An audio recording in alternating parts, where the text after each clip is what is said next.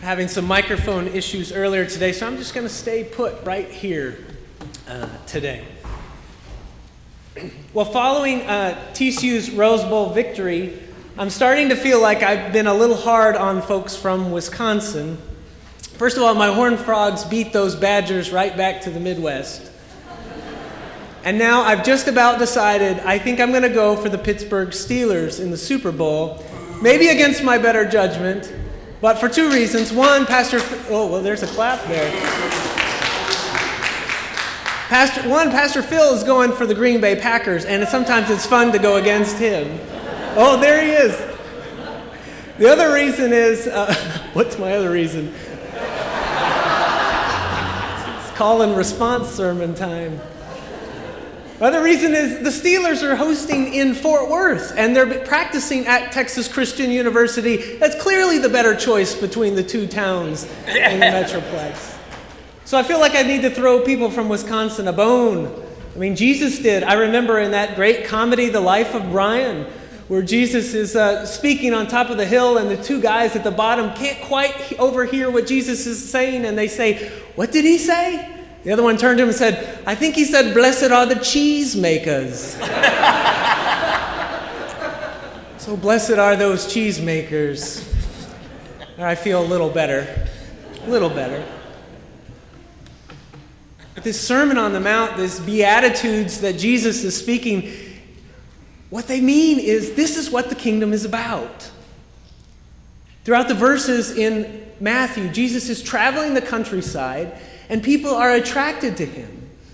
This message that the kingdom is drawing near, and they're coming close, those who are hurting, who are in pain, who have disease, who are demoniacs, epileptics, paralytics. They're coming for curing. And all of these crowds are starting to follow Jesus. At the very beginning of our reading, it says, when Jesus saw these crowds, he went up on the mountain and sat down.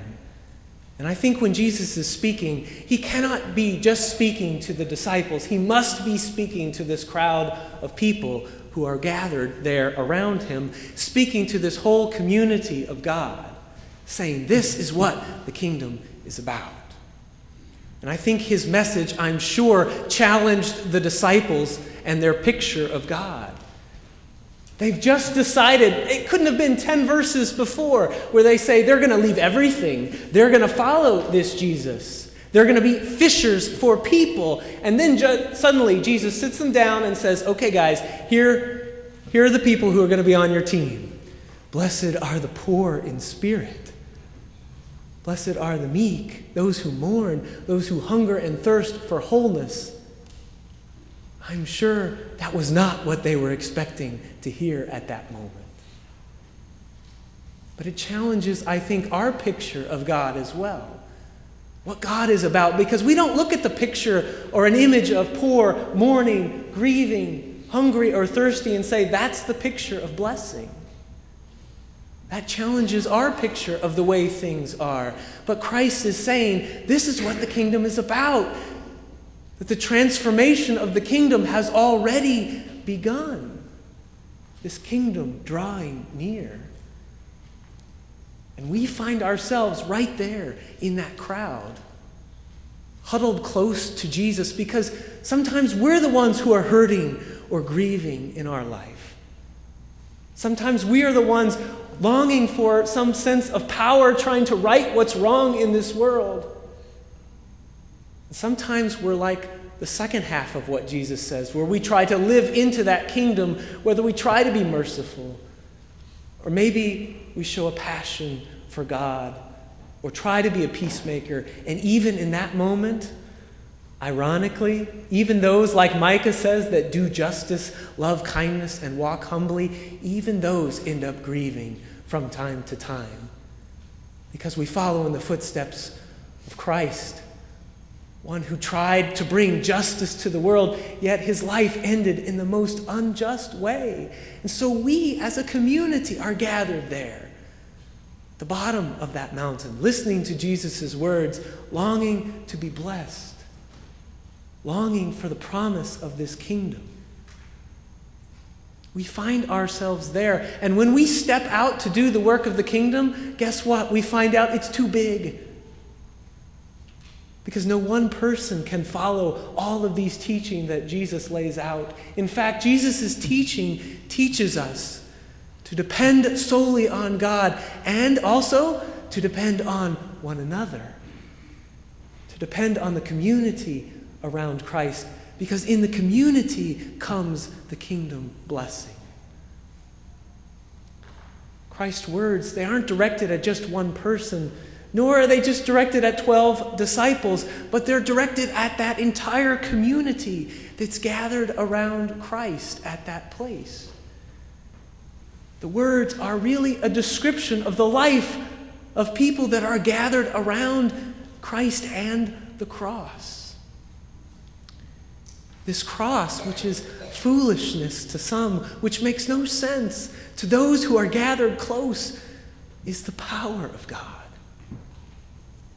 This cross, which is what we as a community are gathered around. This cross is this symbol of what it looks like when God gets involved in the world, when God enters into pain and suffering to embrace all of humanity with the promise of the kingdom. And it happens in this community. Beatitudes, these words of Christ, describe the work of the kingdom that happened in Jesus' time, the work of the kingdom that is now, and the kingdom that will be tomorrow and the next day. And that's what we're about here at Calvary Lutheran Church. Being God's heart with human hands, living into that kingdom promise. That's the reason we do the things that we do, that we have the ministries that we have here. That's the reason worship is central to what we're about. It's the reason we have wonderful musicians and orchestras and bells and choirs that make music for the kingdom. It's the reason we have Stephen ministers who are available to walk beside anyone who needs an extra friend or just a listening ear. It's the reason that we do service so well here.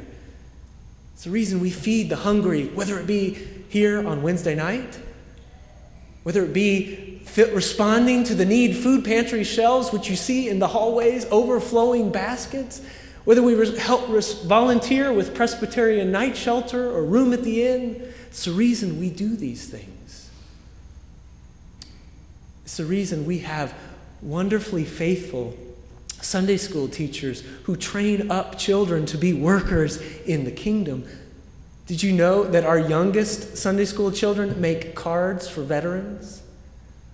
Or that kids club on Wednesday night made 50 or 60 notes of blessing to slip into the lunch boxes, the lunch bags of our room at the inn guests that we have here from week to week? Did you know that next week we're having a peer ministry leadership training for high schoolers? 50 high schoolers from our area are going to be trained on how to be better leaders in their schools and in their homes. And yesterday we had a Parish Lay Academy. 13 adults completed a 2-year program of study. 3 of them connected here. One of them, Don, is now on the pulpit supply for our mission territory. This is why we train leaders to be workers in the kingdom, to do mission of God in the world. Like the mission trip we did last year, to completely build a fellowship hall and put on a full-blown day camp, all for the community of Alvarado. And that's just the stuff I can think of in the last 9 months that I've been here. This is what we're about. Sharing God's love with the kingdom. Outside these walls. In our communities. This is what we're about. Being God's heart. With our human hands. May God bless us in our continued ministry together. Amen.